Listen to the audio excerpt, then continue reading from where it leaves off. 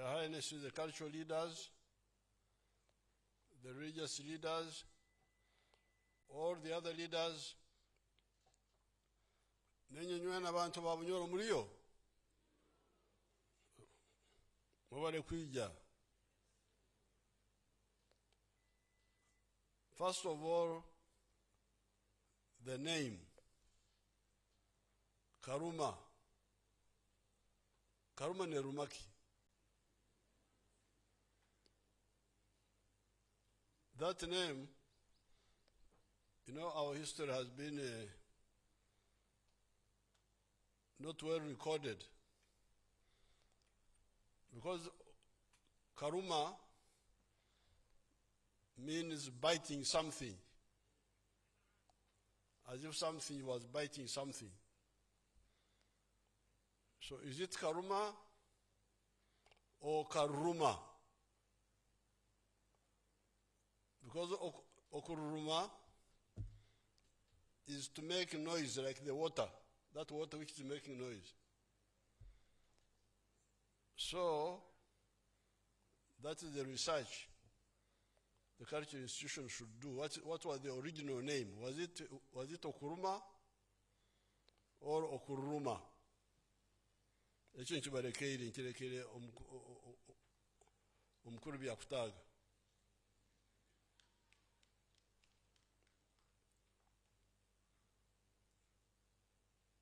Because it could be that Karuma, it could be that there were wild animals which were eating people. They can say that Karuma. Or it could be Karuma. Like you have been mispronouncing Ruenkunyu. Ruenkunye, this is not Ruenkunyu, it's Ruenkunyu. I discovered that you are mispronouncing it. Now, we have told you a number of times that the modern economy of Uganda will have 4 sectors. Sector 1, commercial agriculture, with the Chivaro, Chura, Aymar, Otita, and with irrigation. We have told you this so many times. If you want to be modern, you will have to have commercial agriculture with the Chivaro and with irrigation. This is number 1. And where we have done it, we are doing well. In the few places where it has been done, either partially or wholly. The second sector is manufacturing. Factories. As you are coming here, you saw the factories on the way in Kawempe, in Waise, and all those areas. The third sector is services, hotels, transport, and so on. Entertainment, all those are services. Then number 4, ICT. Information communication technology. This is new economy of computers. Now, in order to modernize these sectors, because everything causes something else. If you want to do this, you must have this. So if you want a modern economy, you must handle the 4 sectors as I have told you. But in order to modernize these sectors, you need many things, like peace and so on. You need peace, you need all that. But having got peace,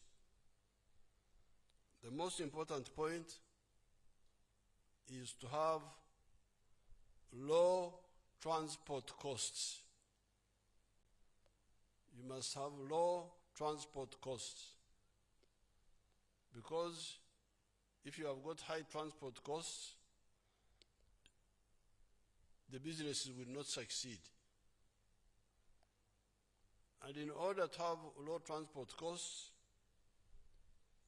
you need a railway. This is one of the cheapest forms of transport, the railway. That's why you hear that we are repairing the railway from Kampala to Tororo, from Tororo to Gulu and Pakwach. That old line, we are repairing it now. And we are going to build a new railway, standard gauge railway, modern railway, different from this old one, from Kampala to Malaba, and from Kampala to the border with Congo, Kasese, and then from Tororo later to Guru, to Nimle, and we shall work with Sudan, to South Sudan, to take it to Juba, so that we have got low transport costs. Another way of low transport costs is the water, this water which you have here. You see, like Albert, you can take goods from Nimle all the way to Fort Portal through Lake Albert. God has put there a cheap highway for you. Then across Lake Victoria to Mwanza, to Kisumu, and so on. We are now using road transport because we had to do something quickly. And we need road transport for human beings. But road transport is not the best for cargo. Cargo is better transport, it's cheaper if you take cargo by railway and by water. And you see how much trouble we are getting with the road transport. Expensive, traffic jam, what have you, damaging the roads. You have seen that. But we had to do that because we were coming from a very low base. Abanyankole n'abanyoro bagamba ngo arikuruga okuzumuta koraki? Arikuruga okuzumuta koraki? Our people here say that if you are coming from underground, you don't say this sun is not enough. Any sun is better than when you are underground. So we are coming from a very low base. So anything, transport, the tarmac road, fine. But the tarmac roads are not the best for cargo. Even to go from Mombasa, this is a wastage, very costly, damaging the roads. So you will see we are going to build pipelines to take the petrol through the pipelines. Petrol doesn't have to go on the roads. Petrol tankers, all this, no, it should be in the pipelines. Those petrol tankers should be off the road. Then cargo should be on the railway, so that you remain only with passenger vehicles on the road, which are not very heavy, you will save the roads, you have cheaper products. So you the leaders, when you are talking to our people, clarify so that they don't because when you talk too many things, people get confused. They don't know what is important and what is not important. So this is number one. Law, if you want a modern economy, because the goods you produce must be good quality and cheap. Otherwise, people will not buy your products, they will buy the products of others. In the past, we were buying goods from Europe. But if you look for goods from Europe now, they are not there. Many of the manufactured goods are now coming from China, from India, from other places. How were the Europeans chased out of manufacturing? High costs. High costs. Their vehicles are very expensive. Their things are forget about the Europeans. So, of course, for the Europeans, the biggest problem, one of their biggest problems was that they were paying themselves very high salaries. Because very high salaries are also another problem. If you pay yourself too high salaries, what you produce would not be affordable. That was part of the problem of the Europeans, because they don't listen. They think they know everything. Therefore, number one, ensure low transport costs. Number two, ensure low costs of electricity. Have cheap, reliable, affordable electricity. Number three, the cost of money in the banks, especially for agriculture and for manufacturing. The money from the banks must not be high interest rates. Because if it is high interest rates, how will you make profit? That's why for the government insisted on UDB, borrow from UDB, borrow from Myoga, from PDM,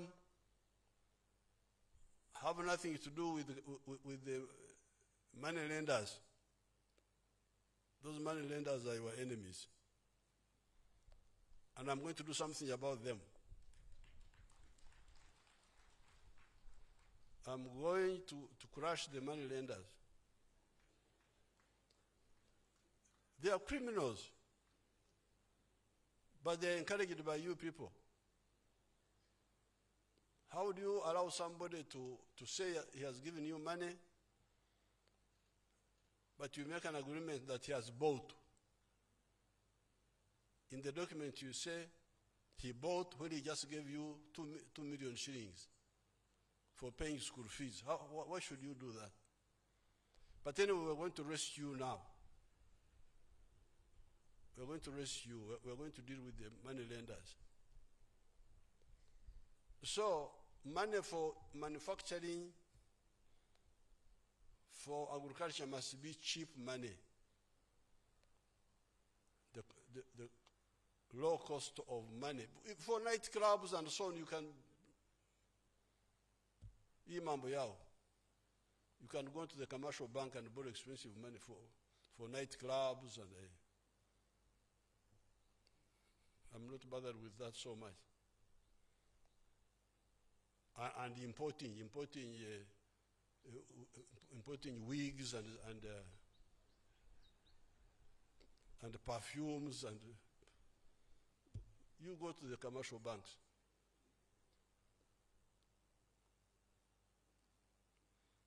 But for manufacturing, for agriculture, UDB. Please, you people. UDB. If the money is not enough, let's keep adding on, keep adding on. Don't go to the other places.